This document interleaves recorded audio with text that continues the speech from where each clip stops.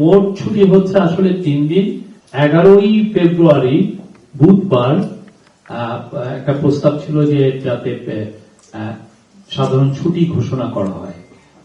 তো কারণ একটা খুব নির্বাচনের আগের দিন, এর ফলে যেটা হবে যে যারা অনেকে ঢাকায় বা বিভিন্ন ইন্ডাস্ট্রিয়াল টাউনে আছেন বা বিভিন্ন বড় শহরে আছেন, তারা তাদের গ্রামের বাড়িতে যেখানে ভোটার সেখানে ভোট দিতে পারবেন এবং এক্ষেত্রে ল অ্যান্ড অর্ডার যে ম্যানেজমেন্টটাও অনেকটা বেটার করা যাবে।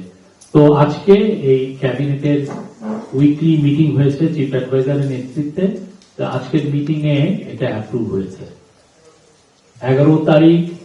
11ই ফেব্রুয়ারি বুধবার সাধারণ ছুটি। আরো একটা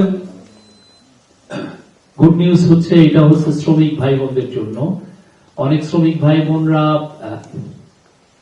বিভিন্ন শিল্পাঞ্চলে কাজ করেন, তো শিল্পাঞ্চলের শ্রমিক ভাই বোনদের জন্য এই ছুটিটা হবে 2 দিন। মঙ্গলবার শিল্পাঞ্চলে শুধুমাত্র শ্রমিক ভাই বোনদের জন্য।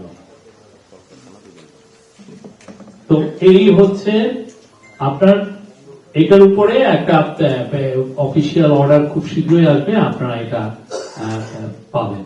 তো আমি বলছি তাহলে মোট ছুটি হচ্ছে আসলে 3 দিন। ভোটের দিন ফেব্রুয়ারি 12 পুরোপুরি ছুটি অলরেডি ডিক্লেয়ার করা হয়েছে, আর হচ্ছে ফেব্রুয়ারি 11 বুধবার সাধারণ ছুটি সবার জন্য প্রযোজ্য, আর 10 তারিখ শুধুমাত্র শিল্পাঞ্চলের শ্রমিক ভাই বোনদের জন্য এটা ছুটি।